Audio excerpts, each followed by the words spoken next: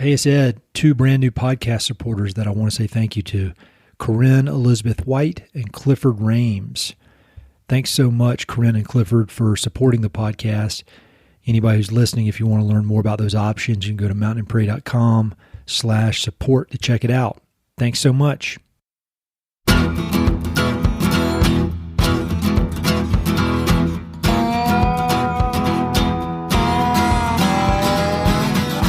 Hey, this is Ed Robertson, and this is the Mountain Prairie podcast, where I introduce you to some of the innovative individuals who are shaping the future of the American West.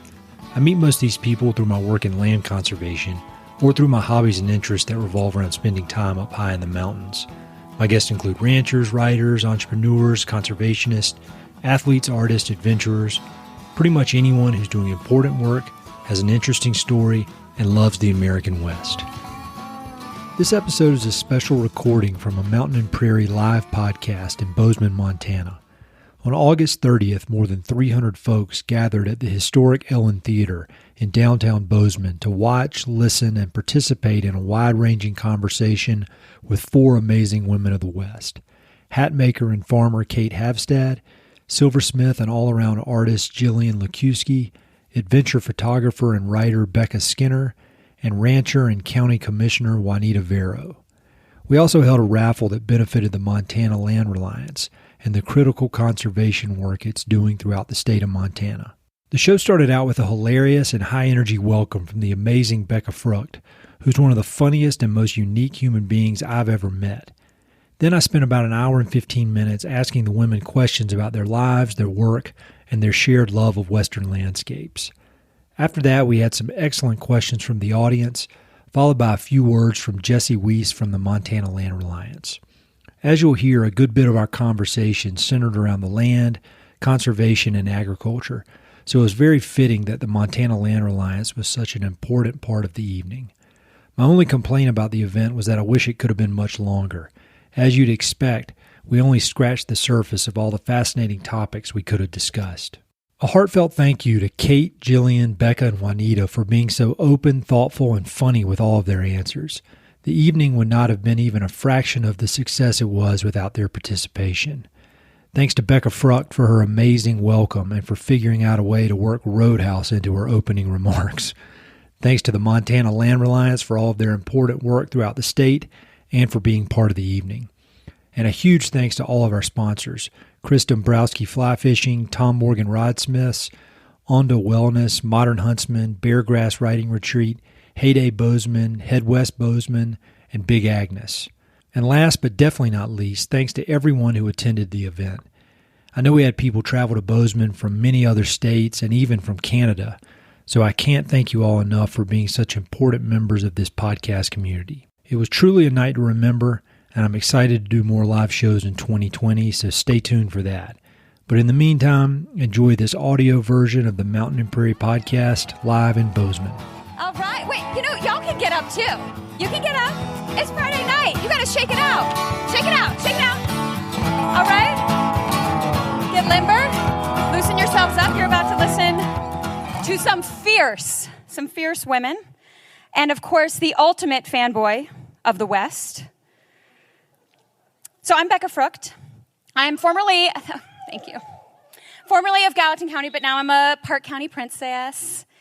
But I will always be, first and foremost, a Carolina girl. And that's really part of what brings me here tonight, because you guys might know of a certain podcast host who is also a Southern gentleman. And, we share this common bond because we are Southern by birth, but we are Western by choice. Yeah, you can clap for that. You know what? I want to get you guys a little bit looser. So, can I get a hell yeah for the South? Can I get a hell yeah for the West? Can I get a mountain over here? Can I get a mountain? Oh, y'all, come on now. Let me get a mountain. Let me get a prairie. Let me get a mountain. Let me get a prairie. Okay, you guys are starting to loosen up. I can feel it. I told Ed, he was like, look, can you introduce me? And I was like, I'll be your hype woman. That's what I'm here to do. I'm here to hype you guys up. So, Ed, part of why he asked me to introduce him is because he's a humble man. He really is. And not only does he diligently and just lovingly produce this podcast, he's also the conservation director for the Palmer Land Trust. He has cheers. Do it. Yeah. Palmer Land Trust, he has 2 crazy, wonderful little girls, an incredible wife that he has to keep up with. It's a lot of estrogen, and he's going to have a lot of estrogen here tonight. He's making it happen. He's a brave man. He reads voraciously, out of control. I can't even believe how much he consumes. He does mountain marathons. He meditates in the morning in an ice bath.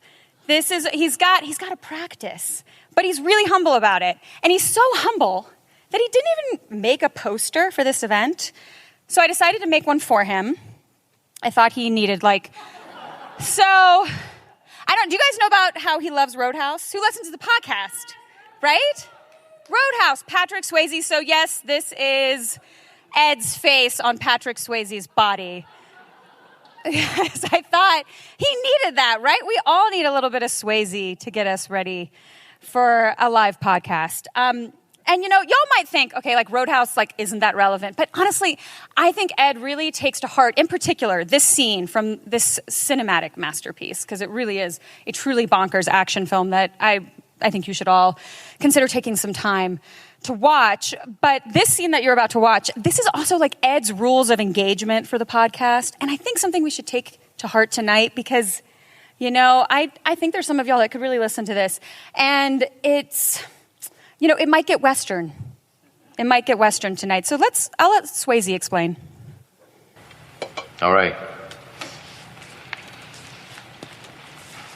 People who really want to have a good time won't come to a slaughterhouse. And we've got entirely too many troublemakers here. Y'all know who you are. Too many 40-year-old adolescents, felons, power drinkers, and trustees of modern chemistry. I thought so. It's going to change. Man, that sure sounds good. But a lot of the guys who come in here, we can't handle one-on-one. Even two-on-one. Don't worry about it. All you have to do is follow 3 simple rules. 1, never underestimate your opponent. Expect the unexpected. 2, take it outside. Never start anything inside the bar unless it's absolutely necessary. Take it to Main Street, y'all. 3, be nice. Right? Okay. All right, all you Power Podcast listeners, I want to welcome to the stage the nicest man I know, Ed Robertson.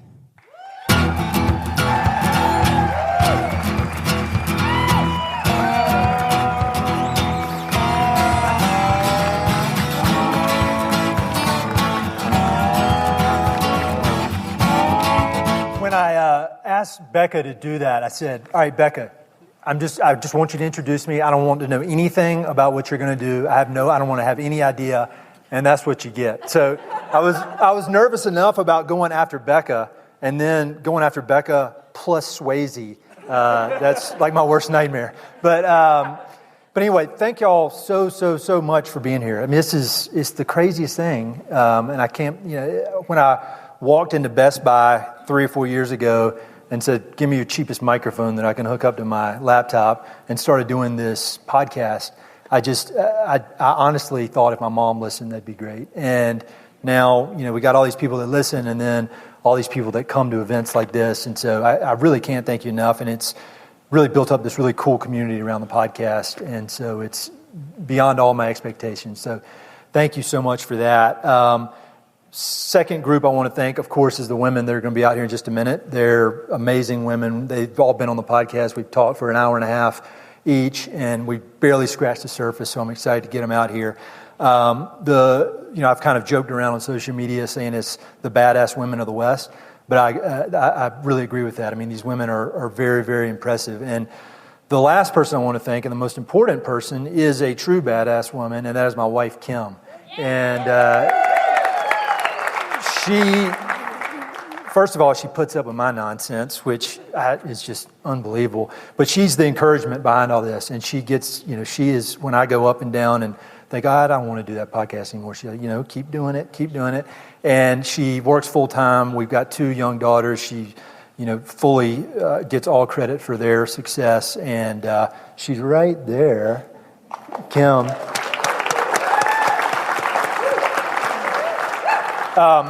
So as far as the timing, whenever I go sit down and listen to somebody talk, I want to know how it's going to go. So I think what we're going to do, about an hour 15 of us talking, me asking questions, then up to about 30 minutes of Q&A from y'all. And then we got people from Montana Land Reliance who are going to talk about the important work they're doing. And then we got like $1,500 worth of gear to give out in the raffle. And we'll crank through that quick. So I would say by 9 o'clock, we'll be out doing the next chapter of the evening. So again, thank you so much for being here. I can't tell you how much it means to me. So enough of my nonsense talking. Let's bring out the ladies. Come on out, ladies.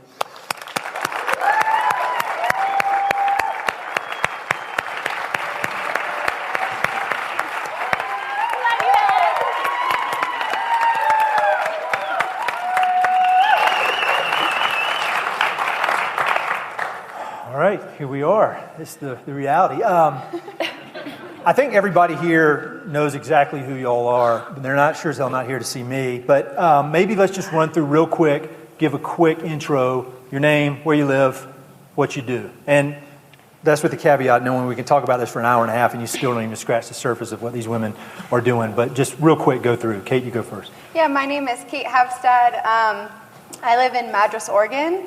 And I'm both a hat maker and a farmer. Good job, Kate. Thanks. I'm Jillian Lukiwski. I live in Idaho. I'm a silversmith, a writer, a photographer, and I run a little hay farm, too, in the summer months. Cool. Becca? My name is Becca Skinner. I live here, and I manage a small permaculture farm at our house, and I'm a photographer and writer. My name's Juanita Vero, and I have a dude ranch, and I'm a minty fresh county commissioner. Yes. So I was trying to think of how we start the conversation because you could go so many different ways, and I was thinking maybe we just kind of pick up where we left off. And Kate, you and I talked probably a year and a half, 2 years ago now, and when we spoke, you were fully focused on hat making with kind of one foot in the farming world. And I was telling you before we started that about 10 minutes left in the podcast, I asked her something about farming, and she got so hyped up and energetic and emotional about it. And I was like, man, we need to talk more about that. So here we are. So could you just talk a little bit about kind of where your career has evolved since we hung up the Skype call a year and a half ago? Yeah.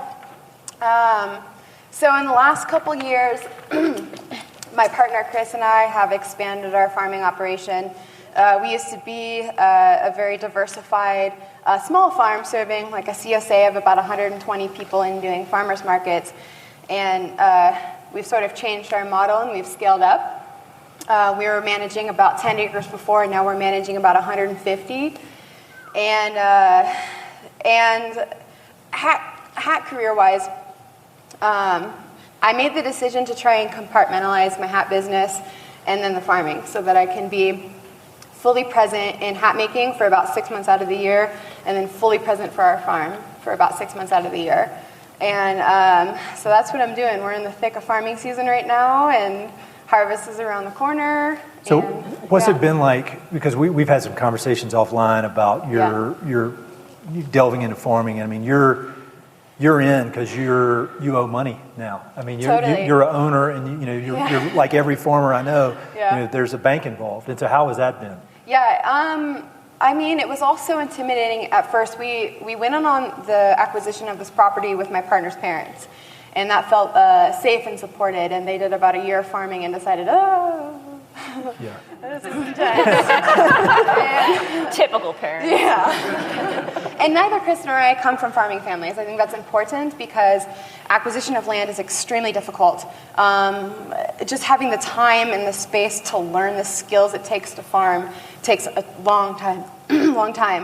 And so in the last year, we've taken over the mortgage, we've taken over management of this whole property, and while it was really intimidating at first, It all makes a lot of sense. Yeah. And if there's two people who are going to do it, I feel like we can.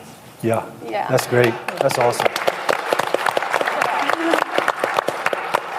And so I want to talk to Juanita about what she's been up to, because going into, I had forgotten this, but we were talking before, and I asked her during our podcast, so when are you running for office? She said, never. And now she's a politician. so first of all, tell me what a county commissioner is. It's whatever you want it to be. Yeah. And yeah, 15 years ago, I didn't know what a county commissioner was until there was an egregious subdivision proposal next door to me, and I had kind of lived in this utopian Blackfoot Valley, you may know it, and I couldn't believe that this 119 lots were going to be put on 200 acres out in the middle of nowhere, and it just didn't make sense, and I didn't understand what needed to happen, and then ultimately it was a county commissioner's decision to approve or not approve the subdivision. There's a whole process involved, and so it was important to me to learn who my county commissioners were, and that kind of started my education. And I've been involved with a lot of nonprofits, conservation, community organizations, and it's kind of grown from there. So what a county commissioner does, man, I could get a concussion sitting in the meetings that we have go to. I mean, it's like 8 o'clock in the morning, we're talking about pavement recipes, like pavement recipes. I didn't know that was a thing. It's a thing. Yeah. The recipes for pavement, and then they change and they get better. And then you go from that meeting to understanding that in Missoula County, we are able to provide early detection of autism for ages 4 and under. And nowhere else in the region can do that except for a few folks that we have available to the public in Missoula County. And so it's just super intense. Or then we have 30 people who don't have homes, and they are camping on county land close to town because they can't go anywhere else. And what are we going to do with them? And then you have a community that's an hour and a half from the city that needs a new sewer. And how are they going to pay for it? How do we make it fair? Does that community want to grow? Yes. Some people say no. And how do you pay for a sewer? So a county commissioner, I never wanted to do it, what I was telling Ed, because you kind of get shat on coming and going. You're never going to provide what people want. I mean, you have the responsibilities are mandated from the state, and then you have and you don't have any money to do that work that is necessary and required. And so it's here's a hard my job. question. Everybody complains about their local government or the government in general. So where did it get in your head that, like, where do you credit or who do you credit for giving you the energy to be like, all right, I'm going to take charge of this. I'm not going to sit around and complain all day about this division coming in. I'm going to take charge. Where does that come from? I mean, I think we probably all have this in common, but it's you live in a place long enough and you get to a certain age, and then you realize that you have the capacity to serve and to organize and to do something, and you have something to offer, and then you start that journey. So you get bored with developing yourself, so you want to develop something bigger. But it's networking and helping people or having folks help you understand how to navigate that process. Yeah. And so help me with your question again. So I'm just saying, where did that inner strength or the inner courage to be like, all right, I'm going to take charge. I'm going to be a leader here. I'm not going to... Oh, I live in a really rural area, so there's not have to do it. Not a lot of people. Well, I really... And I'm genuinely curious and tough. You got to be tough. Yeah, and your baseline of what tough is. You don't ever want to tell people you're tough because then you're not. Then you're not. Yeah. That's why I said, like, Navy SEALs don't go into bars telling everybody how tough they are. Right? I think some of them do. Jillian, Juanita mentioned something that I wanted to ask you about, this connection to place, because I feel since we spoke, I think you've been through almost 2 full summer seasons on your property. Mm-hmm. And one of the things that I admire watching you on social media and just reading your writing is this connection to place that you have. And so I was wondering, what have you learned in these 2 seasons of being on your land, deeply immersed like you are? What's different this summer than it was when we spoke almost a year and a half ago? Well, I've learned my limitations. Really? Like what? Yes. Give me an example. It's been humbling. I just realized that there's something that I place huge value on is my food and being a part of growing it and hunting it and raising it myself. Yep. And I can't do that full throttle and do everything else I do full throttle. I have to take some irons out of the fire in the summertime, and it's okay. Yeah. How did you come to that? I mean, it was going to happen one way or the other, but was there mental a certain breakdowns? Mental breakdowns. Is that what you're looking for? Yeah, that works. I was in a straight jacket for a few hours. No, I just, you get overwhelmed and you get to a point where you're getting nothing done because there's too many objects up in the air that you're juggling.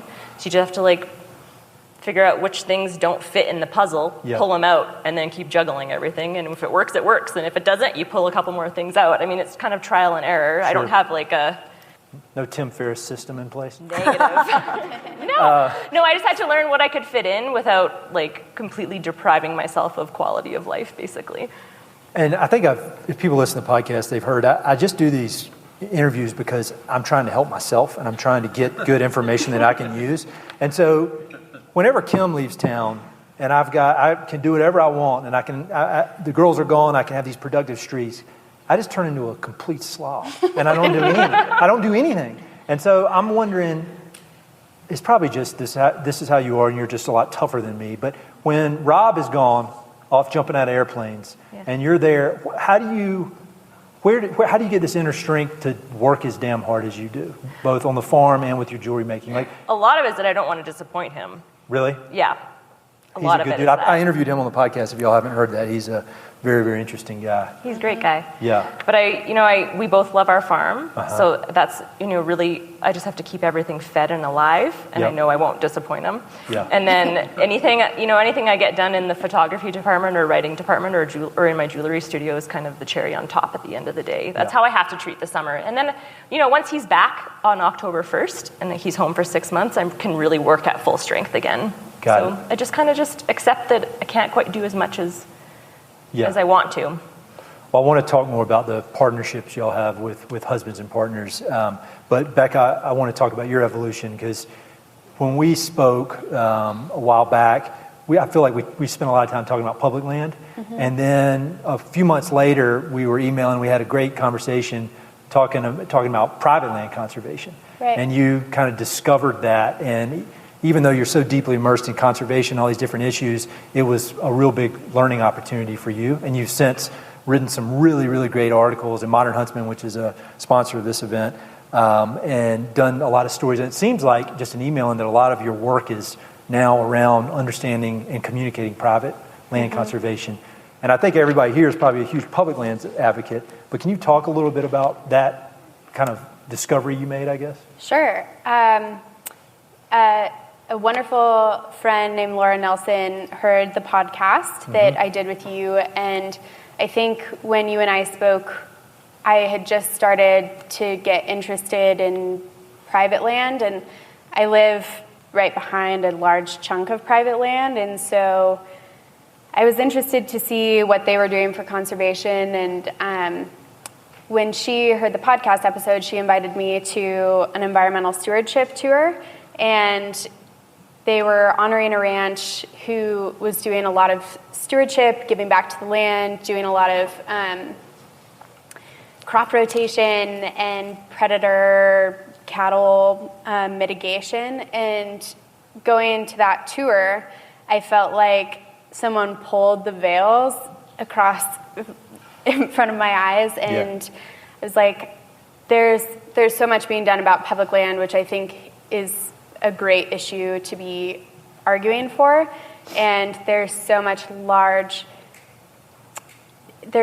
chunks of private land, especially in Montana, and there's a lot that private landowners can be doing for conservation. So I've kind of taken a deep dive into that, and it's been really fun and a huge learning experience for me too.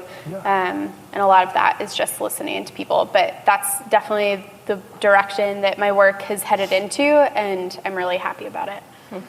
So I guess, when you were discovering the private land issue, what was the biggest surprise about it? I mean, was there one thing that stuck out and you're like, man, I didn't realize that was so important?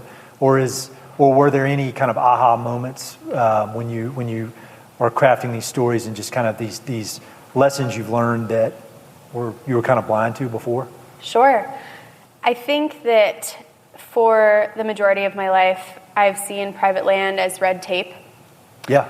And been a little bit upset that, like, I want to fish that fishing hole, or I want to walk across there and look for sheds. And I think for me, learning that there are a lot of private landowners doing really great things for their soil, for the environment, for biodiversity, it's just not anything that I had thought about before. Yep. And so I think the largest shift now is that when I'm driving down a small highway in Montana, I'm looking at the rangeland. I'm wondering if they're doing cattle rotation. I'm wondering if they're rotating. On the drive-in, Jillian and I were talking about, I wonder what that farmer is doing to rotate their wheat or alfalfa. And it's totally shifted the way when driving through this state that I look at land, which has been really fun.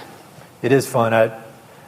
Jim Howell, who I've had on the podcast twice, and I think he might be here tonight, but he wrote a book called For the Love of Land, and it's all about how grazing cows can be highly, highly, highly beneficial to these large-scale grasslands. And if for anybody who wants to dig into that, I highly recommend that. And Jim, if you're out there, you owe me a commission on all these books I'm having to say. Juanita, so you've been deeply immersed in private land your whole life, and we touched on this a little bit on the podcast, but can you just talk a little bit about what your family has done? I got not an argument with my 8-year-old nephew earlier today. And because I private land, man, and I get pissed off about the public not respecting private land, and like toilet paper blooms every time, like when hunting season starts, and we're in block management, and I'm proud of that. But come on, pick up your toilet paper, and then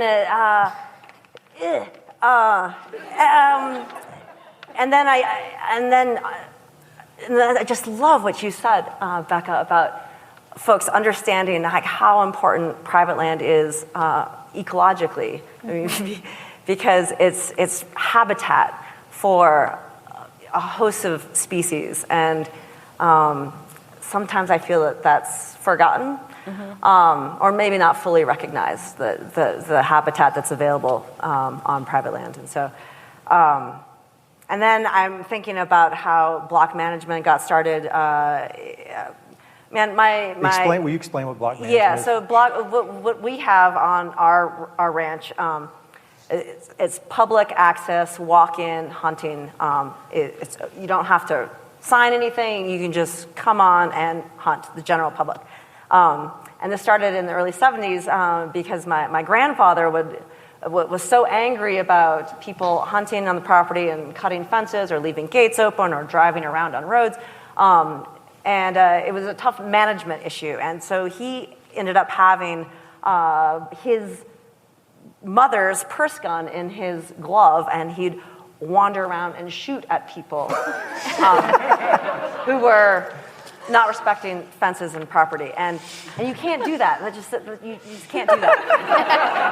And he wasn't shooting at them, he was shooting over them or towards them to scare them away. And so fortunately, he had a much more level-headed neighbor who decided that, hey, we can do something about this. We're going to work with Fish, Wildlife, and Parks, and we're going to work on a block management program where Fish, Wildlife, and Parks will manage the public. You, private landowner, allow the public to be on your land, and then the private landowner gets a little bit of money. Nothing. I mean, it's not a huge amount, but it's just and to allow that kind of collaborative relationship to evolve, and then the public. And I think there's something with walk-in hunting too, that hunter is a little more invested.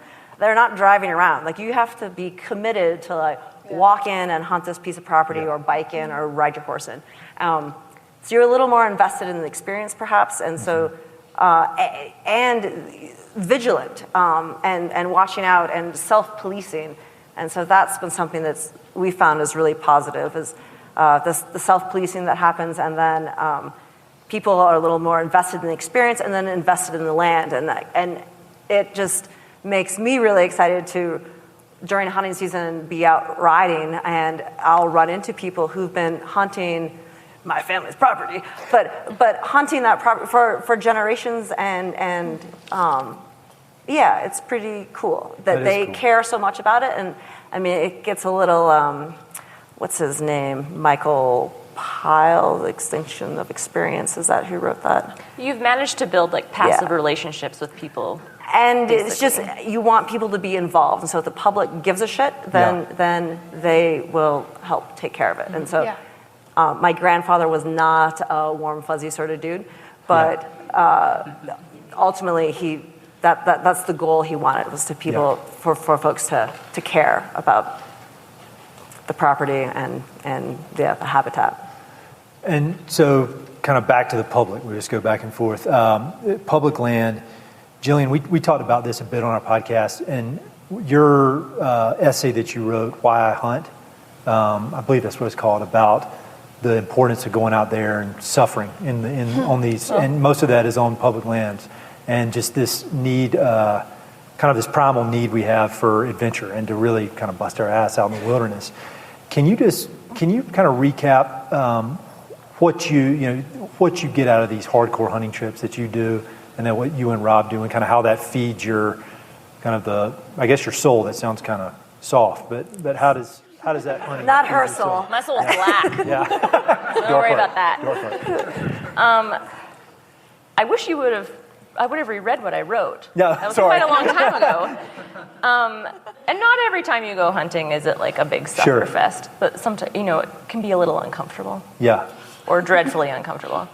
But I think it's we live in a time of ultra convenience in our society, and for a lot of people, a major separation from life and death cycles. Mm-hmm. And I think that going out to get your own food and to have to work hard for it and to have to bleed a little for it and sweat a little for it is really healthy. Sure. And it takes you back to kind of like the root of your humanity in a lot of ways. For me, it does anyway. This is why you need to read Wendell Berry, because you guys will like connect on the like doing shit the hard way. Me and Wendell. But I mean, that's the gist of that, of what I wrote, I think. And so I think a lot of people kind of understand that. I understand that at a large scale, like it's good to go out and push yourself. But again, a lot of people don't do it. And I mean, you've had ever since you were a kid growing up, because of your father's job, and you've been out in these wild places.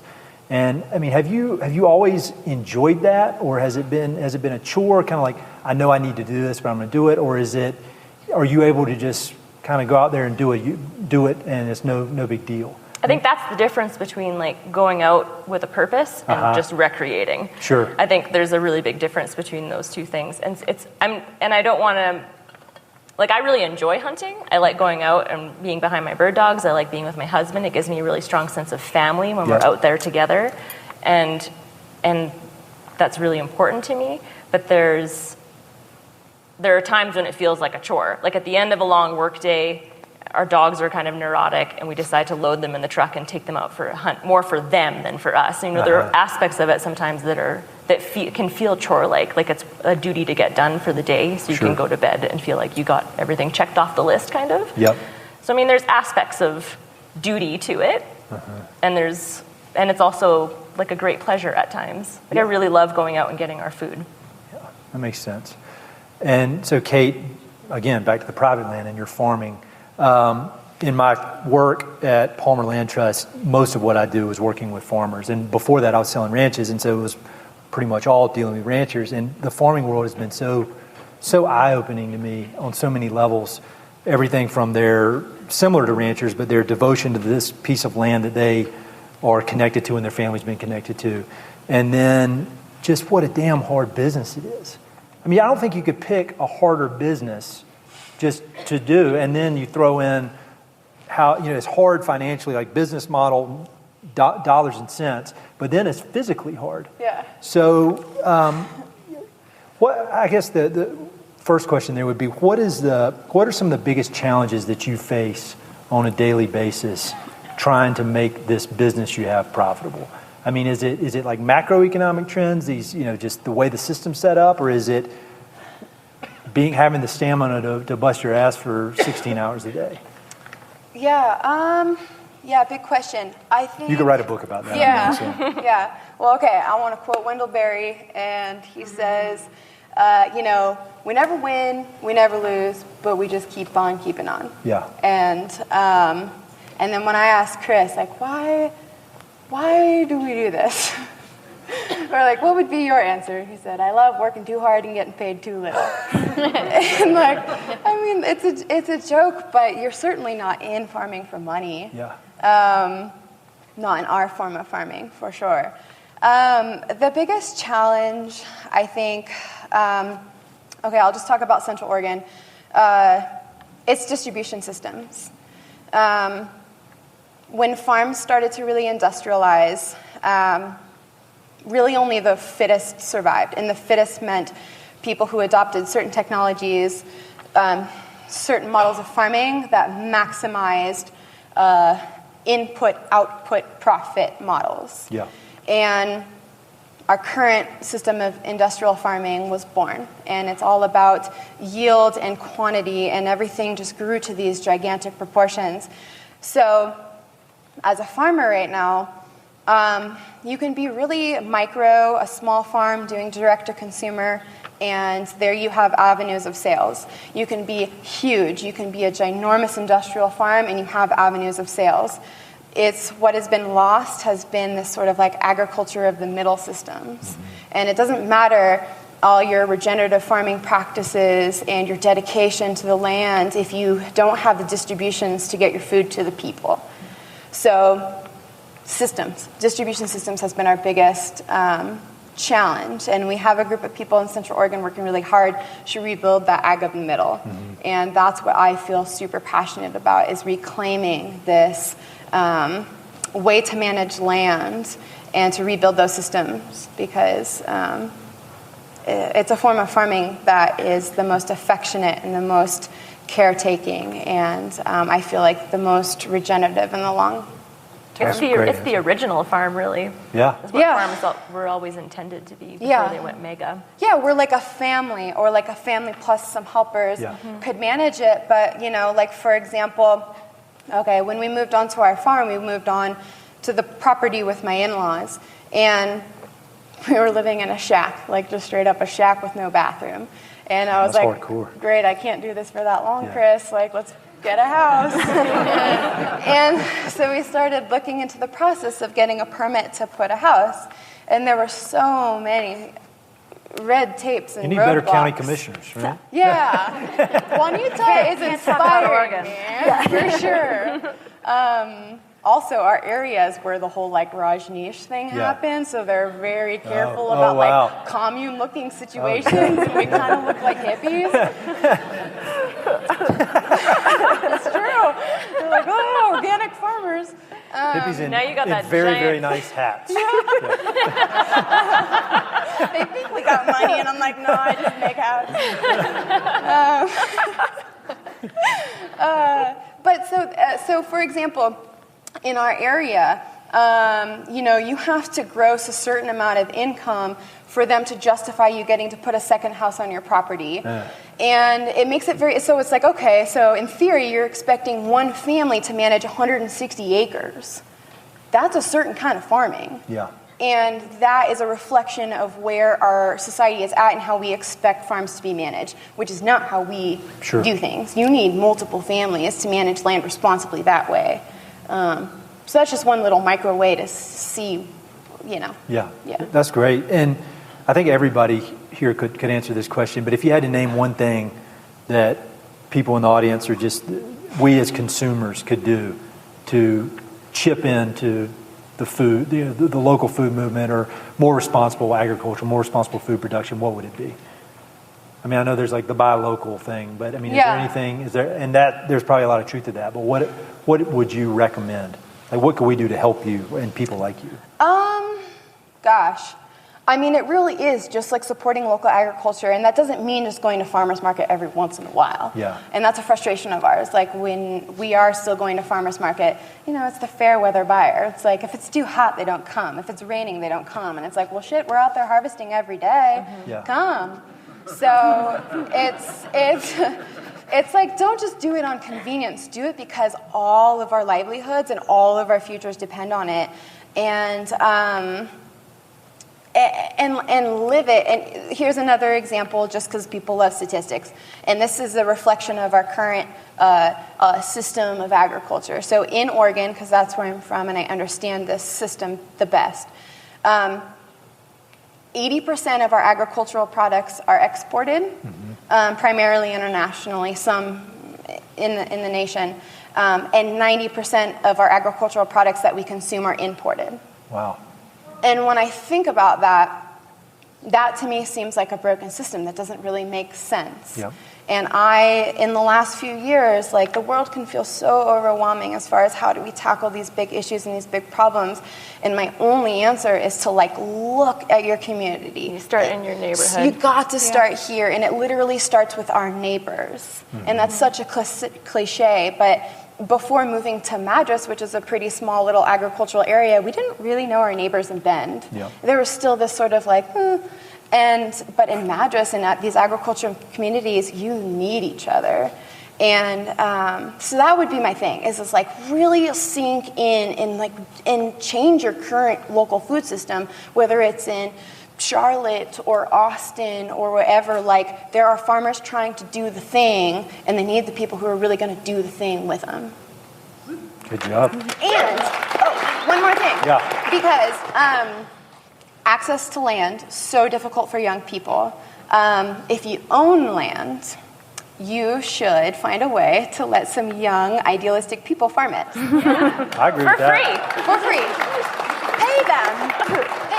Pay them in veggies. Yeah, that's... No, I that's see my that all the biggest time. In my work, especially Front Range of Colorado, the land's just too expensive. And whether you're ranching or farming, water adds a whole different component of expense. And it's trying to figure out the next generation of farmers and ranchers. I mean, if anybody can crack that code, you got a big future ahead of you, because it's challenging. So transitioning from land talk to creativity talk, and all of y'all are extremely creative, and you're all willing to put yourself out there in one way or another. Juanita, I'm not creative compared to these three women. No, you are creative. What you know about mixtures of asphalt? That's very. You know how to keep people alive on your ranch. That's creative. You all put yourself out there in a way that a lot of people are not willing to do. And Jillian, you live this authentic life, and it's so unique, but you're also sharing it with the world. And so how do you balance that, or how do you overcome any maybe self-confidence that comes along with that? Because I know, like, if I'm getting ready to put a post on social media before I put out a podcast, I'm like, oh God, people are going to think I'm so stupid when I put this in. It's just this endless, like, flagellation. So how can I be more like y'all? How can I be so confident? I don't know if I'm the right person to answer. Yes, you are. Tell me, how do you do it? I don't know. Sometimes I get nervous about that. I wonder what kind of feedback I'm going to get. It tends to be one extreme direction or the other usually. Yeah. But then I also kind of try to not care. Yeah. I mean, the Instagram isn't my master. Sure. I run my space. I shut my phone off if I want to. Yep. I try to share stuff that's true and honest. I try not to feed anybody's BS. I don't care if my following number comes up or down. If people don't relate, they don't relate. They can move on to someone else. So I just try my very hardest to be honest. And if people can't handle it, it's not really my problem. No, I think that's a great philosophy of life. And so same with you, Becca, similar question. When you're talking about public lands or private lands, anything with land in the West, it can get people kind of pissed off. And so I guess everything does these days, but it's in this little world we're in, that land can really get people mad. So how do you overcome that initial kind of nervousness, all right, before I publish this or before I send it to Modern Huntsman to have them publish? I mean, what goes through your head that allows you to get over any fear you have, or maybe you don't have fear? I don't know. Definitely have fear. I think sending it to people, how many times have I sent you a piece of writing and said, hey, can you look this over? And so I think utilizing my community and having people take a look at what I'm writing, or if I feel like it's sensitive, I'll show it to my husband or a friend, and just have a second or third set of eyes on it if it feels especially nerve-wracking. But if it's something I want to be talking about, like Jillian said, it's my space and I get to control what's in my space. Mm-hmm. And so I think there's always the fear of people being of negative reaction. Negative. I do want to add one more thing, though. Yeah. And that is that I think any negative reaction you receive is an opportunity for personal reflection. Like, people send in the words, and you get a chance to turn it over in your hands and see if there's any truth to it or not. And if there is truth, what do you need to fix about yourself? So I actually try not to just, shut. But how do you balance that with, I definitely agree that there's value in doing that, but there are a lot of people who I don't care what they think. And so how do you balance in your head between, all right, this person, this is not for them. Like, what I'm doing is not for them. Thank you very much. Oh, I think you can kind of measure if something has an ounce of constructive nature to it or not. Then you can kind of roll it over in your hands a little bit before you chuck it over your shoulder. Yeah, no, that makes sense. I mean, some stuff is just junk. You can just let it slide on through. Here's a question, since we're talking about social media. How do y'all, and anybody can answer this, how do you manage your social media? Because I feel like social media is what brought all of us together. I mean, that's the whole reason, and that's the reason y'all are here. And it's the craziest thing, because I'm constantly trashing it, and I need to stop because it has led to this. I mean, this is all thanks to Mr. Zuckerberg. He facilitated this, but it allows you to connect with all these interesting people. But at the same time, there's this dark side of losing productivity. And so, how do you've all got social media followings, people, you're active on social media. How do you use it as a great tool for sharing everything you're doing, which is so cool, without letting it take all the hours out of your day? I have a pretty limited social media following, so it's not a huge... Juanita, I like everything you post. Same. Everything. Are you always looking at it? Twice. I keep to social media later in life, so and my job doesn't depend on it in my career. So I don't, I guess what I'm trying to say, my social media space gives me joy, and the folks that I follow or the people I interact with, it's a joyful, positive experience. I don't spend a lot of time on YouTube. I don't read comments. I don't hang out with negative shit. And so I'm in my own happy silo, whatever. So, that's how I manage it. But then, how do you, when you're at work and you look at it, how do you keep it from going down that rabbit hole and being distracted? Because the way I think about it is Zuckerberg and his guys have these teams of minions. Minions, and they're highly paid psychologists to make that stuff as addictive as possible. And I don't have an addictive personality, but I find myself addicted to it's a beautiful form of communication. I mean, it's a wonderful way to reach people. We're all here because of that. Yeah. And I mean, I think you manage it the way you manage the people in your life. I would like to think that we don't keep toxic people in our lives. Sure. And so... I think it's a really rare human who isn't addicted to something. I mean, everyone's kind of got their thing. Sure. I guess social media is pretty benign. Better than meth. It's easier on your liver than many things. So do you still delete it off your phone? Is that how you usually manage it? When I'm doing well, when I'm in a good productive streak, I have it off my phone. And then Kim, of course, can tell when it's back on the phone and I'm playing with it. And she's like, hey, why don't you delete that off your phone? And then everything just takes off again. I don't know what I did without her. It was a damn mess. So back to this is kind of a random question, but I'm interested to hear it. You're all so closely connected to where you live, and it's such a big part of your life. If you had to move somewhere else, because I bet most of you would say, I don't want to move anywhere. But if somebody said in the West, you had to move somewhere else in the West, where would you move and why? I like this question. You do. You didn't say it had to be in the West. Oh no, well, it can be anywhere. In the West? Anywhere.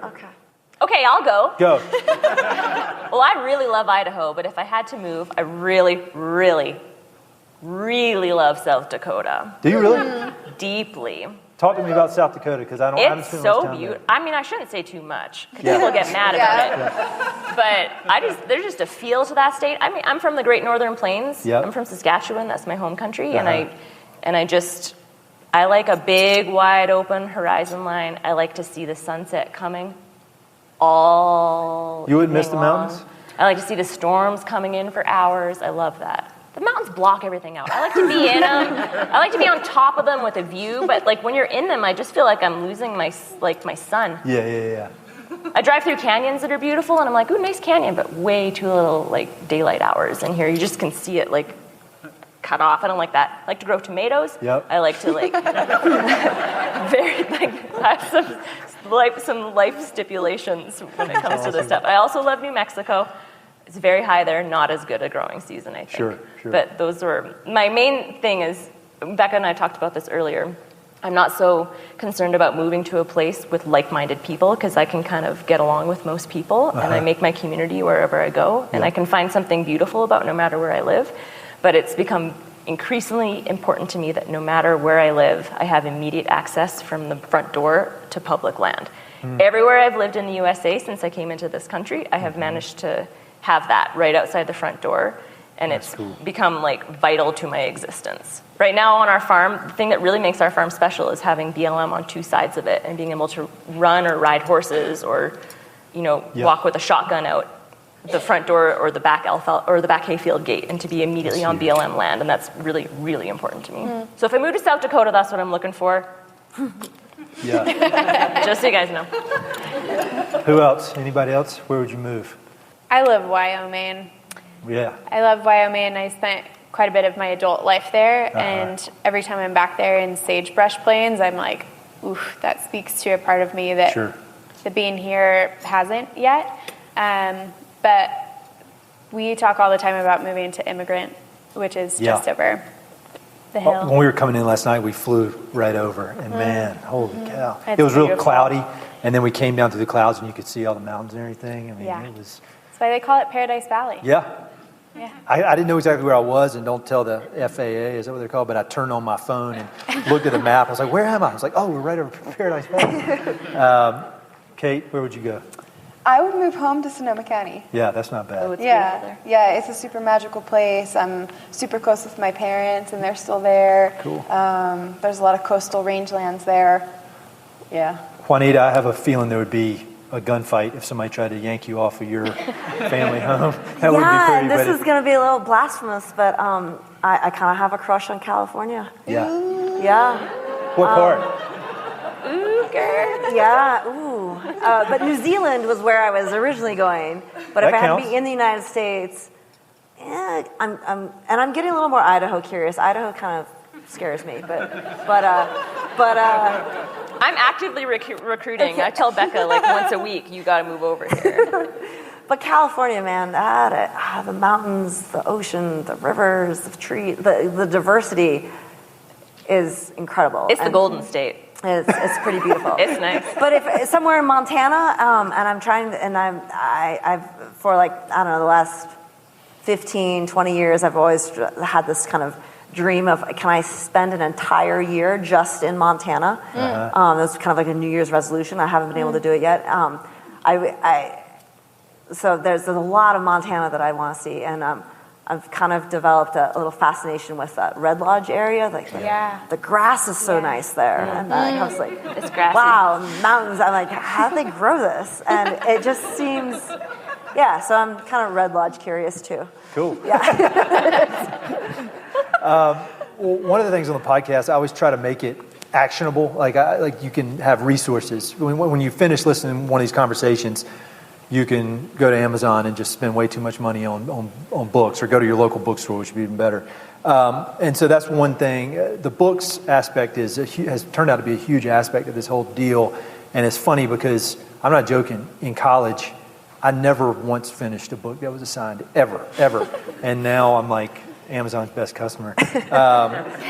But on the podcast, we talked about your favorite books and all that kind of stuff. But I'd love to hear a book that you read in the last year that has been impactful for your life. And it doesn't have to be about the West. It doesn't have to be anything, on a theme, but just a really, really good book that you would recommend that people read. Who wants to go first? Okay. Yeah. Let's see. Okay, I would like to spout a few. Yeah, let it rip. Everything by Wendell Berry. I am fully obsessed. If you had to pick one that everybody here could read, what would it be? Okay, my first was The Unsettling of America, and that really rocked my brain and made me start chewing on things. But just in the last year, I read It All Turns on Affection, and it's just a small essay of his, but I love what he has to say about the affection that it takes to really steward land well, and what we've lost in the industrialization of farming. And then to follow up on that, this author, David Montgomery, he's a geologist, and he wrote a sort of a trilogy of books. And it started with Dirt, which kind of looks at the historical picture of how civilizations have either thrived or collapsed based on soil. I think you sent me that one, or you sent me the link to that one. Yeah, Dirt, but then he followed up with The Hidden Side of Nature, which is the deep science of soil, and then the third book is Growing a Revolution, which is his argument for how we can take industrial farming and make it more regenerative. Cool. Not just for hippies, but for full-on commercial farmers too. So yeah. And I'll have links. I'll release this as a podcast episode in the next few weeks, and there'll be links on the page to everything. So you don't have to write all this down, that you can click through. Jillian, you got any good books? Yeah, I'm just finishing American Serengeti right now, which is just so good and so infuriating. What infuriates you about it? I don't know, just the way everything's so different. Yeah. And it's like the glory days are gone. How do we bring them back? Every chapter I'm gnashing my teeth and praising that book is so praising good. the Serengeti. Yeah. It's just amazing. So that's been great. I'm just finishing that one up. I'll finish it on the way home because I've been listening to it, which I never do. I really like to read books, but this one I've been listening to.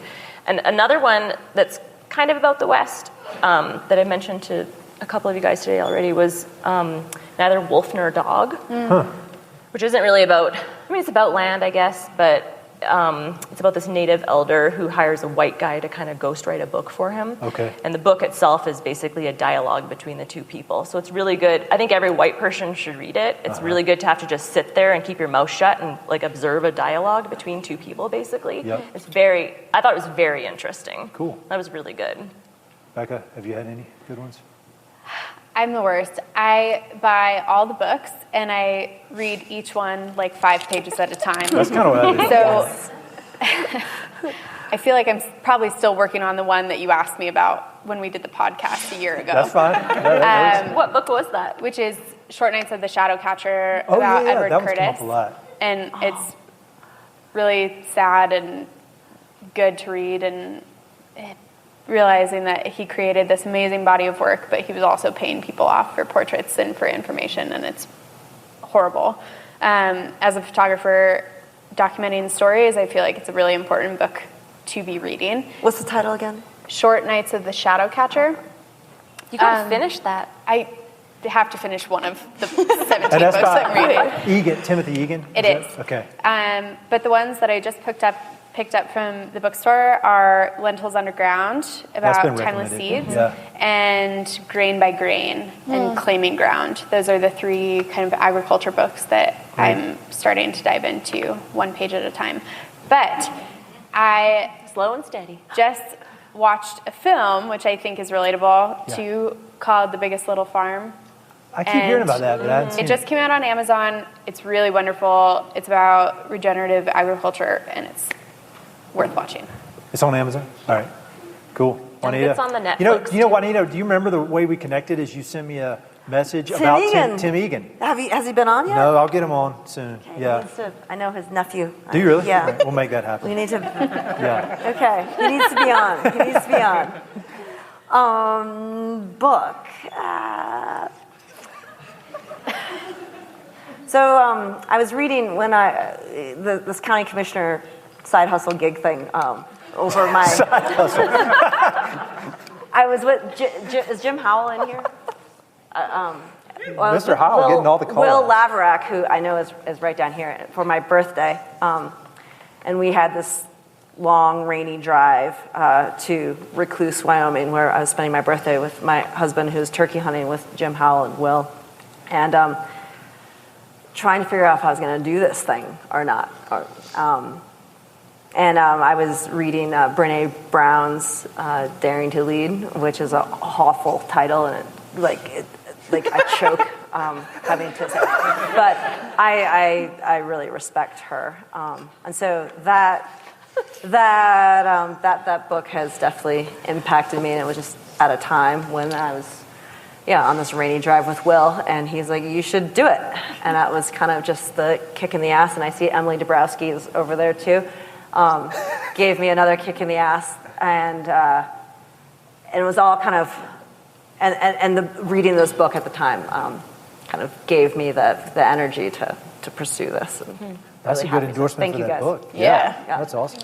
And it was about that Brene same... Brown, everyone loves Brene Brown. So. Yeah, we had a little staff retreat the other day, and something about Brene Brown was involved. She's everywhere. Was it a trust fall? Did she invent, Brene Brown invented the trust? Let's start that rumor. She's She a did. genius. She invented it.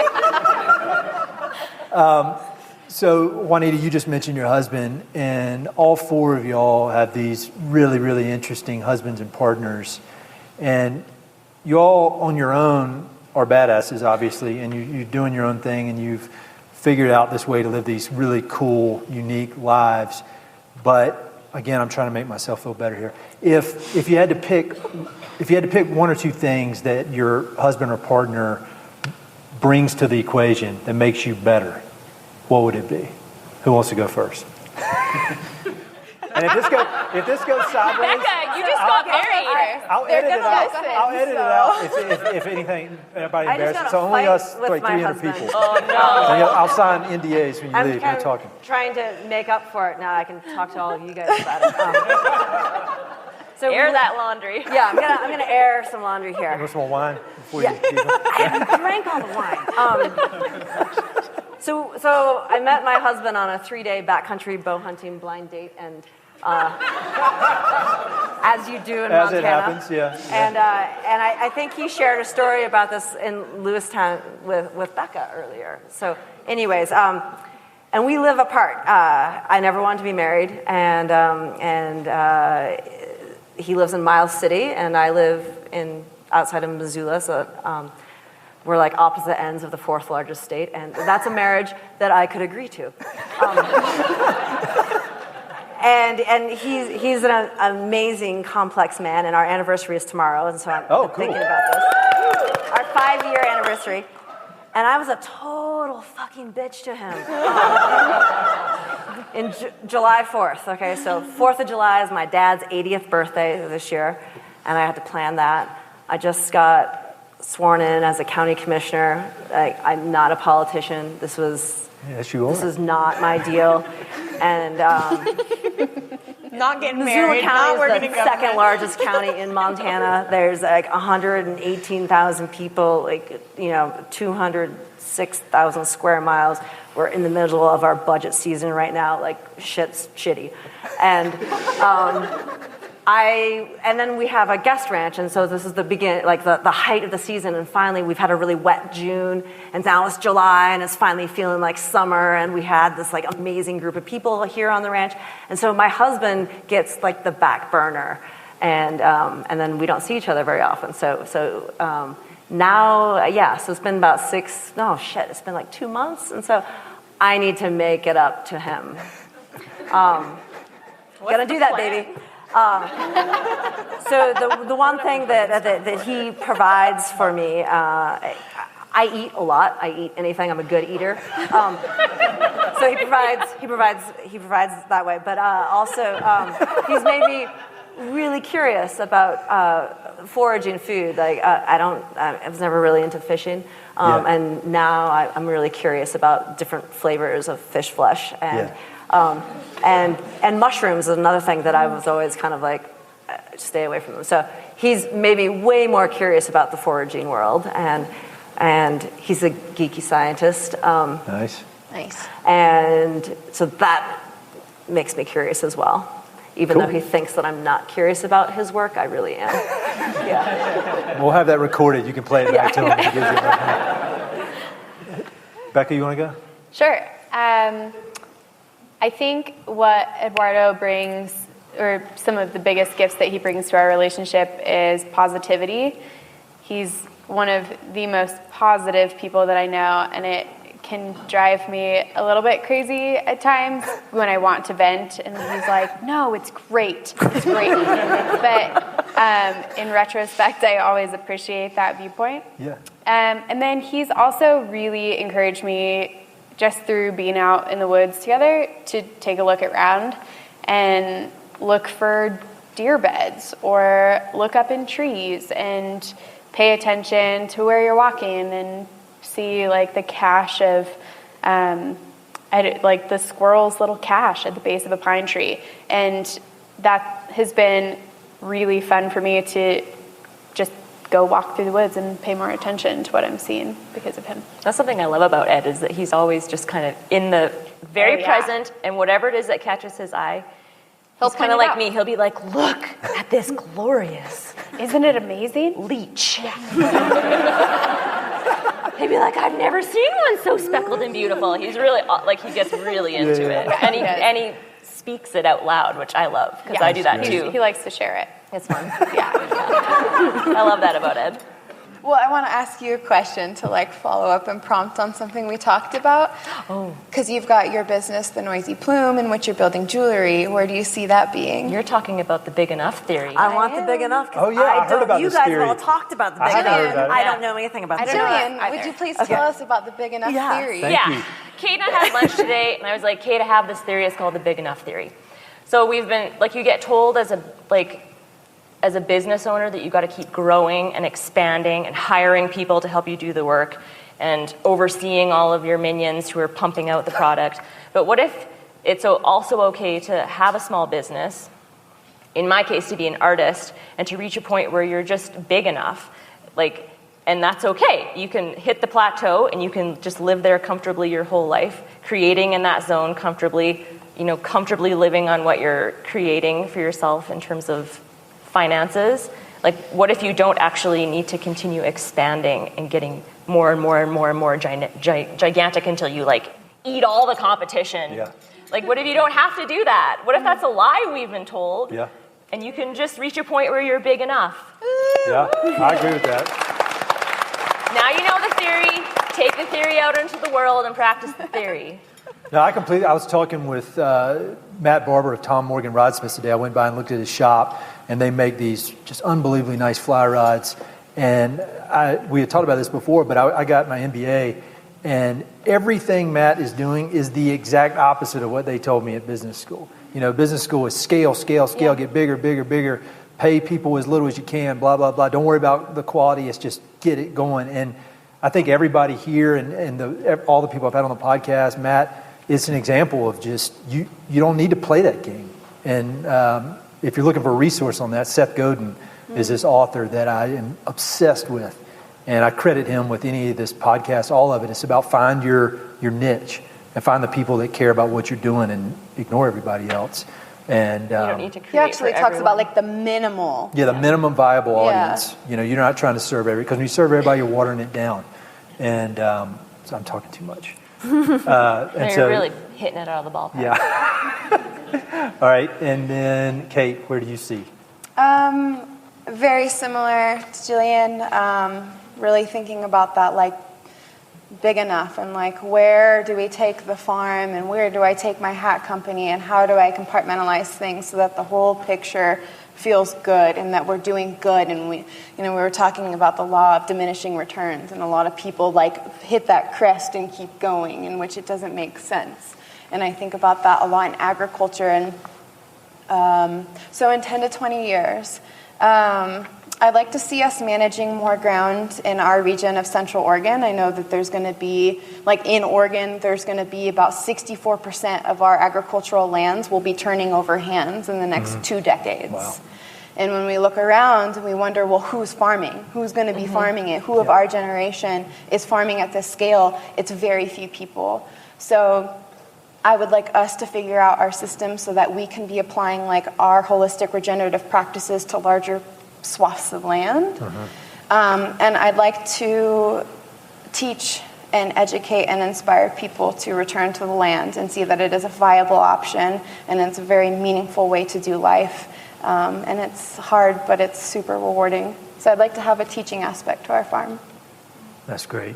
Well, all 4 of y'all are so inspiring with what you do, and as are all the other people I've had on the podcast. And this is really true. Is that I was selling ranches, the kind of ranches you see around here, to these ultra wealthy people, and that's great. But there was really, to me personally, there was no soul in that, and I wasn't passionate about it. And getting to talk to folks like this and everybody that I've had on the podcast, I really do credit them with getting me to make that switch to pursue my own passion. And so, I'm exhibit A of, if you listen closely to these women and the other people I've had, and don't listen to me, mute it when I start talking, but listen to these other people, it really can change your life. And they're brave and they're following their own path. They're going against conventional wisdom, like I was saying with Matt. And that takes guts, and it's not easy, and they're doing it, and this is proof it can be done. And so I really encourage people to listen and contribute and continue to set your own example in your community. So let's do some Q&A. We're going to get a microphone, I think. I think Becca might have one. We'll turn on the lights. And because we're recording it, so it'd be great if you could talk in the microphone. We got question down here. Okay. And then I'm just going to we'll probably do like 2 or 3 down here, then some up there if we need to. So we'll just see how it goes. Hi. Hey. I'm Sarah Wenzel Fisher. I'm here from New Mexico. Podcast guest. Executive Director of the Vero Coalition. Thanks for the intro. Yeah. So my question is just piggybacking off of that. Part of the reason that I'm up here is we run an agricultural apprenticeship program, and mentorship is really important. And I know, Ed, you always ask questions about, who are your mentors? Yeah. And I want to know, how are you all mentors? Or who are you mentoring? Or who would you like to be mentoring? Oh, I'm going to borrow that question in future podcasts. All right. Anybody want to go? Gosh, I would like to be mentoring young women. I'd like to be mentoring teenage women because I remember how confusing that time was. So I'd like to get involved in my community that way. I can't say I really feel like there's a few young women I feel like I kind of mentor right now. And I pretty much tell them not to listen to anybody and to do exactly what they feel like they should do. Anybody else? I've always kind of had a little dream of having enough property to have people come, women specifically, come out and actually teach them to cast on my little pond that I have. Yep. Teach them to shoot a shotgun, teach them to can things, teach them how to design a garden, all that kind of stuff, things that I consider part of a basic skill set. Yeah. But I've always kind of dreamed of doing that. I don't know when I'll have time for it. Rob will have to retire, but but I don't know who I don't think I'm mentoring anyone right now, except for when people write me and ask me, for business advice or for creative advice, which I try to give out as freely as possible. Becca, what about you? It's been Eduardo's brainchild to combine his business with the Big Sky Youth Empowerment Group, which is here in Bozeman, that is taking youth out on really cool learning adventures, and it's a program of mentorship. And he brought them out to the garden for a series of 3 learn how to grow your own meal. And that, from a distance, has been really fun to watch just people from the community come to our place and learn what a potato looks like, how you plant a potato, and then how to cook a potato, or, whatever vegetable or fruit that is. So I would love to continue mentoring in that way, just in this community too. Cool. Juanita? I want to be a good aunt. And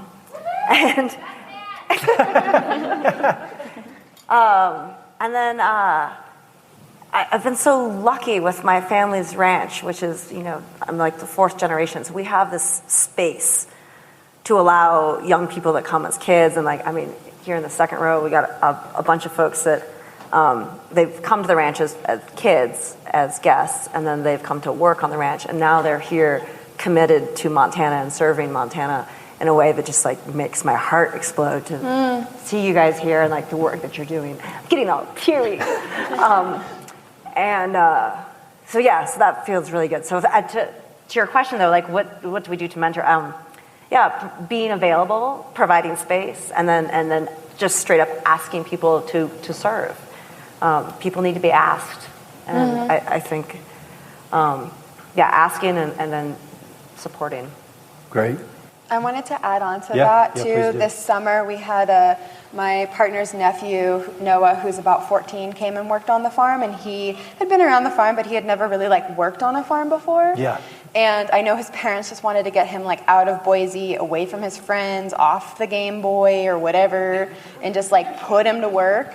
And to watch that kid learn to drive a stick, and then the first time I watched him try and learn how to huck bales was so cute and such a struggle. But I watched this kid over 6 weeks learn all these new skills he had never. He just felt like a capable young man, and I really enjoyed watching him step into his own as a young man and feel empowered and capable. So I would love to see more teenagers just. We need hands on farms, and they need to grow up, so send your kids to us. Yeah. There's something really lovable about farm kids and ranch kids is totally. They're men and women at the age of 12. Yes. Yeah. They're not living in the parents' basement. No, they can handle things, and that's good. Yeah. Another question? Thanks for not making me walk too far on these heels. I'm Olivia Lang, and I live here in Bozeman. And my question is, so you all do jobs and are part of trades that are very old, whether it's land organizing and leadership, or farming and ranching, photography and journalism, or making wearables like hats and jewelry. And those are all things that have a lot of modernly, a lot of mechanization and a lot of modernization involved in what you can do with them, which is a wonderful thing. But how do you, just favorite ways or ways that come to mind, how do you get back to the roots of that? What are some of your favorite ways to honor the heritage and original origins of those things that you do? And we should have just done 2 hours of Q&A from the audience. I get to do it I'm doing the exact same thing that my great-grandparents are doing. I'm just going down the same trails. I got some dudes bouncing off some horses right behind me. It's awesome to be able to plug in. And we're still probably using some of the same tack even. Yeah. And so there's a very physical, immediate connection that I have with my great-grandparents with what I get to do. So. That's cool. I guess that's how I do it. But what about y'all? I think that my work is also very physically, hat work, I'll just say hat work. My hat work is very physically tied to old tools. Most of my head blocks are from the early 1900s. I have a couple pieces that are from the late 1800s. They're more show pieces, but I keep them in my workshop because literally I see the marks and scrapes of a hat maker from the early 1900s, and that's the coolest. Same thing. I think I literally physically need to have these items, and I touch them with my hands, and I work with them every day, or a lot of days. That's relatable for me too as a jeweler, but I also relate with what you said, Juanita, because I come from, my grandparents were wheat farmers in Saskatchewan. My sister and I always lament the fact that we were meant to be farmers, but we never got the family farm. It got, sold off because my grandparents only had daughters and no one wanted to take the farm over. So I feel a direct connection to my grandparents by just working the scrap of earth that I have. It's not a 2,000-acre wheat plot, but it's what I have. I think of my grandfather specifically a lot when I work, who was such a cool guy. So it's close to me in that regard. Cool. Becca, anything to add? I feel like in photography, the new gear is always the best gear, or that's what people want. And I'm trying to print more photos because there's something really special about seeing images in print versus on a computer screen that every time I'm working for a company and it gets printed, I'm like, oh my gosh, this is amazing. And so there's an excitement about printing photos that I'm trying to do more of. Cool. Any other questions? Got a few. Becca, I'll let you pick. Oh gosh. Do we have some up there though? Do we want to switch it up to the balcony, or you? Yeah. Any up top? We're here. Okay. All right, we're good down here. Okay, I'm going to walk over here. Also, I would be remiss to, I said I made that poster. I did not make that poster. Stacy Townsend made that poster. Is she here? If you want your face on Patrick Swayze, she can do it. So you just let me know. I'll connect you. Question? Hi, my name is Sam. I'm actually from south of Chicago. Oh, wow. So right now in my life, the most important thing is my horse. She's kind of changed my life. So I'm interested in hearing what your guys' thoughts are on how horses have impacted your lives, or what role they play right now in your lives. Do we have enough time? Good question. Yeah. It's a bunch of horse girls. We're extending this for 3 hours. Yeah. Anybody can go. I've worked with horses my whole life, but I was always riding other people's horses, or I had jobs where I worked with those horses for the job. And 3 years ago, I was able to convince my partner that I was going to get a little colt, and I was going to start him. And I've never started a colt before, and it has been the most wonderful and humbling experience. Just patience, because he was about 3 weeks old when I met him. I was like, yes. And so I've had to wait years to start that riding relationship. And I've always been very quick to want to gallop and go. But when you start a horse, it's all about the slow communication building on the ground. So that's been really good for somebody like me who's hot to trot. Yeah, I think that's the biggest teacher of him. And when you're working with a young colt like that who doesn't quite get it, you don't get to lose your temper, and you don't get short.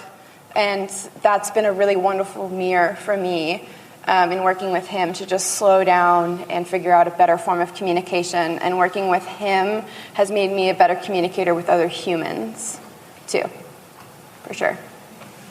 And everybody does not have to answer, if you know what I mean, but feel free. Talk as much as you want. Well, a really sweet thing for me with our horses, I've been a horsewoman my whole life, and I finally acquired my first horse 2.5 years ago, for the first time in my life, my own horse. It was great. And it made Robert jealous, because I was always going off places and riding for hours by myself. So we bought him a horse, too. And he had really no experience with horses. So I bought him a horse and then put him on it, and he learned to ride, basically. But the really sweet thing about it is that there are a lot of things that we do that I learned to do because I wanted to be with him while we were doing it, like fishing and hunting, for example. I knew if I didn't learn to do those things that he just would go off and do them on his own, and it wouldn't be something we did together as a family. And luckily, once I started doing those things, I actually really fell in love with doing those things, which is great. But Robert has a really beautiful beginner's heart with everything that he approaches in life, and to watch him actually start down a path of horsemanship and learning how to work with horses and actually develop riding skills has been really sweet. And it adds a really great dimension to backcountry hunting. I mean, it's really nice. I'm sure some people can attest it's nice to not have to walk. But it's just added a lot of dimension to our lives. It's one more thing we get to do together, so we really love it. Very cool. I don't have my own horse yet, but I come from a family of hunting. I come from an outfitter family, and so for me, we never had horses growing up, but as an adult, getting to somehow making friends with a lot of people with horses and benefiting from that, we are slowly starting the process of acquiring or figuring out, because we can't currently have them where we're at. But last fall, I was on a hunting pack trip, and it was the first time in my life using a friend's horse that I felt like the horse and I were working as a team, and it was so fun to enter into, like, having seen bird dogs or people who are using eagles or falcons to hunt with, just a totally different type of partnership to be working with a horse and feel that teamwork. And I'm so excited about that and when we can have our own. So I have a little over 100 horses, and bragger. And it's a shit show, and I would never want my husband to ride. I would never. Yeah, I would not put that on him. I could spend all my time teaching people to ride, and horses are dangerous, and oh my God, yeah. So I don't want to add that stress to our relationship. It's like learning. His gifts and talents lay with llamas. Yeah, and I don't know anything about llamas, so it's wonderful. And llamas, but what you're talking about horses and what they can give to a person, I so cherish that I get to watch a person who maybe doesn't know how to ride at all on a Sunday and is terrified of riding, and then by Friday, they are a more complete, compassionate person because of this experience they've had with a horse. And I love being able to provide that, and it means a lot to me. And then I feel so fortunate to have been able to grow up as a kid with parents who, and I even got to take clinics with Ray Hunt, who's kind of like the godfather of horse whispering. And that was really powerful. And just to continue that education, like my mom and I are going to go to Portugal next month to go work with a Grand Prix dressage rider, trainer, and work with some Lusitanos, and just to keep developing our riding and our skills and like our relationship with horses. And I think horses are really special, and there's something that people can get out of horses that maybe, I mean, yes, you can get it out of a dog too, but there's something unique about a relationship with a horse, and I love being able to provide that and to watch a person kind of go through that. And so I'm stoked for you that you have that. Great question. Where do you keep your horse in Chicago? We actually live about an hour south of Chicago. Oh, nice. And I live in a suburb called Lennox, and she lives at a therapeutic riding center about 50 minutes off my house. Oh, cool. Cool. That's great. I think we got time for one or two more. We have a question up here. Oh yeah, let's do one up top. We should ask, there's men that might have So this question is really directed towards Becca and Juanita, because you come from the two fastest growing counties in Montana, respectively. Where do you see development and private property rights fitting into your views? I work at the DEQ and I review subdivisions, if that's any background. What about development? I mean, So where I do guess, you see it going? like from a private property rights standpoint, and you spoke about how you are opposed to 100 and some lot subdivision in Missoula County. Mm-hmm. Does that conflict with your private property rights views, and especially affordable housing in both of these counties? Exactly, and that was what was really interesting about that particular proposal. Was that developer was like, "Oh, we need some affordable housing." Absolutely, but this was 119 lots, an hour's drive. But gas at then it was like $2.30, $2.40 a gallon. So it was kind of this farcical sort of. His intention wasn't pure. The developer's intention wasn't correct, because who was going to live out in this part of the county that was, for the master plan, was originally one dwelling per 40 acres. It was an open resource agricultural land. And so and there was some significant wildlife issues. It's a corridor, wildlife corridor for grizzly bears as well, elk and deer. But, and there was the individual individual well and septic would just impact the creeks that this proposal was going to be on and the groundwater. And so it was just this egregious proposal that yes, we need affordable housing, and it needs to be put in places that make sense. and where this development was going didn't make sense for a variety of issues. But in general, I mean, yeah, our two counties are definitely growing. And I think like in the city of Missoula, we have different geographical constraints that I don't think you guys have it's a here. wider valley here. Yeah. Go ahead. I don't know. That's a complicated question. I think that I only moved to Bozeman or the Bozeman area 9 years ago. And in that time, I have noticed that my commute past Four Corners into town has gotten progressively longer. I also, and it's easy to complain about that because I moved to Montana for the open space and the agricultural land, and I'm also a part of the problem. And I need to be better if I'm going to be upset about something within the community here. I need to be a part of the community and raise my voice about the things that I don't agree with. And so I joined the board of the Upper Missouri Waterkeeper, which is doing a lot for water rights within the city, and that's been a good way for me to voice concerns or ask questions about development within the valley.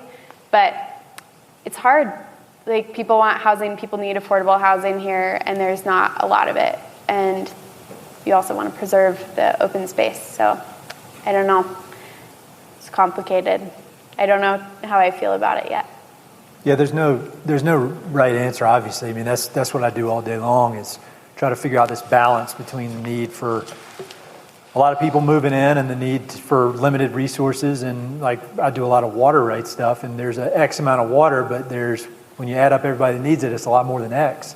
So what are you going to do? And I think it's just having the input from all these different people and having people involved. And I think, like, I had Mike Phillips on, who does the wolf reintroduction stuff, and he was talking about, he sees himself as pushing hard from one side. And yeah, people might not agree with him, but there are other forces pushing from the other side. And so I think having all these competing views, the developer who wants to build the densest thing you can possibly ever even consider building, and then somebody who's saying no development ever. Neither one of those is right, but I think in the end, it makes for a good conversation, and hopefully it just makes people think about the process more. Because you look where I live, Colorado Springs, there's no water there. And they got 500,000 people living there. And literally 70%, like I fill up a glass of water, 70% of that water is coming from Aspen, Colorado, on the other side of the divide, being pumped over. And it's unbelievably complicated. And the more I learn, the more I realize it's even more complicated than I thought it was an hour ago. And so it's, I think just having these discussions is key. And I think that's one of the cool things that's been about this podcast, is you can have all these discussions with interesting people, learn about them as people, and then separate them from the idea. One more question, then we're going to give away some stuff. And can I tack onto that really quick? Yes. Because this is, I sent you an article not long ago. Did. Yeah. And okay, back to this question and growth and development, and we want to keep everybody happy. But I think part of our current problem and situation is we've taken an area with limited resources and applied our sort of capitalistic view that there's infinite growth available, and applied it to an area that has limited resources. And that's why we're all in this weird situation in the West. And like, what is one of the biggest issues in the West? Water, no doubt. And as an example, I was talking with Chris about this before coming out. In Central Oregon, the way that water rights work in our area is, the Bend region. Bend in our area is sort of like the Bozeman blowing up. And there was an urban growth boundary established based on the resources that we had, and they thought this was a good boundary.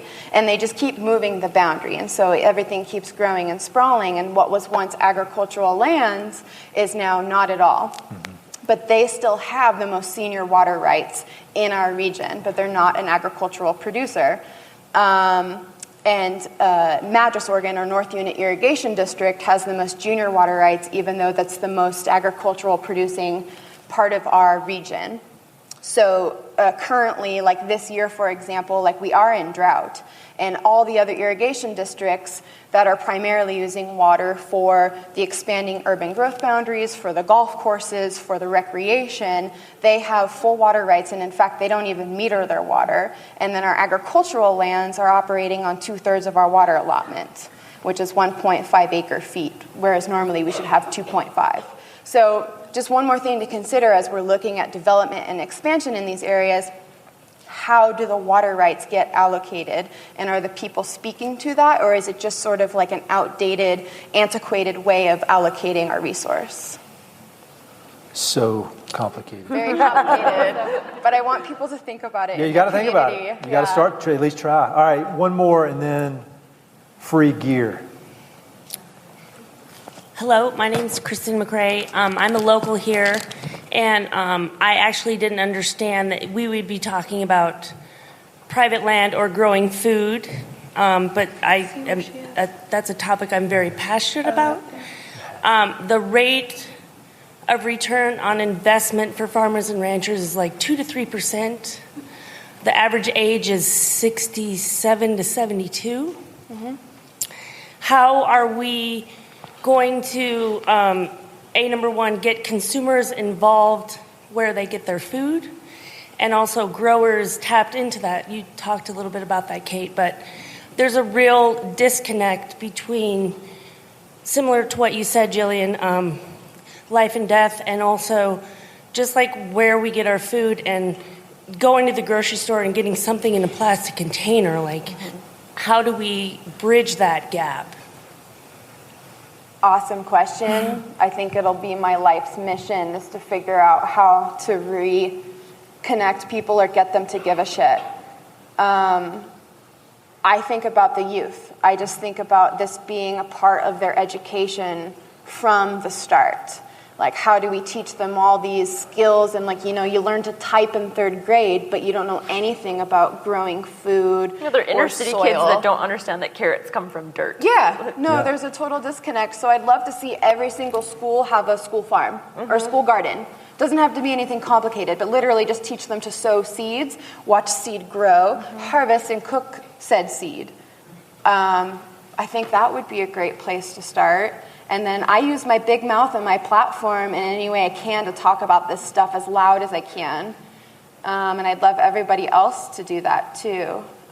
We have to I almost said like make farming sexy, but like that's diminishing. We have to make it enticing to young people.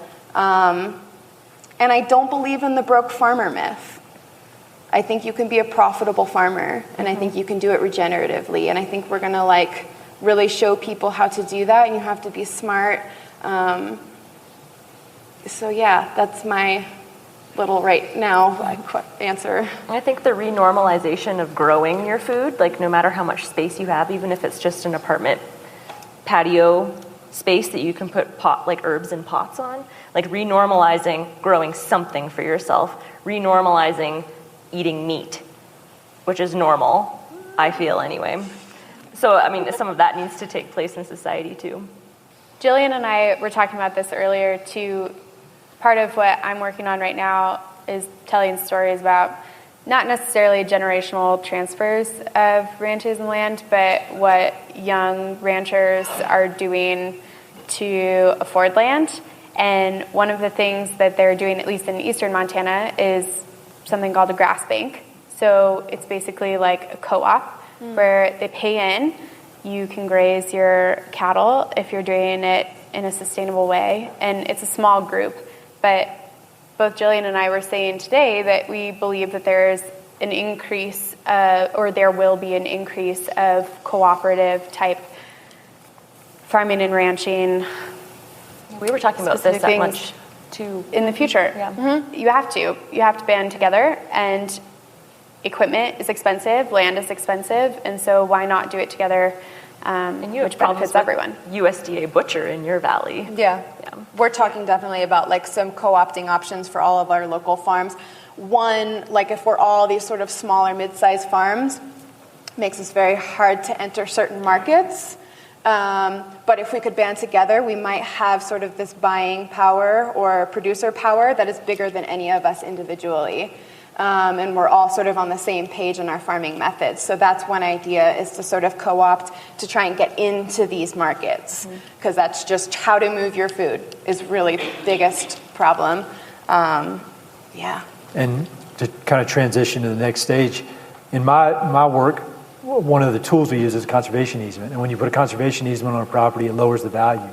So whether you're talking about irrigated farmland or ranch land, especially in an area like this where there's a lot of pressure, that can bring that value down and sometimes make it affordable for young farmers, because there's no development potential. And so that's a great tool. And a case study of one of the best organizations in the country that does that is the Montana Land Reliance.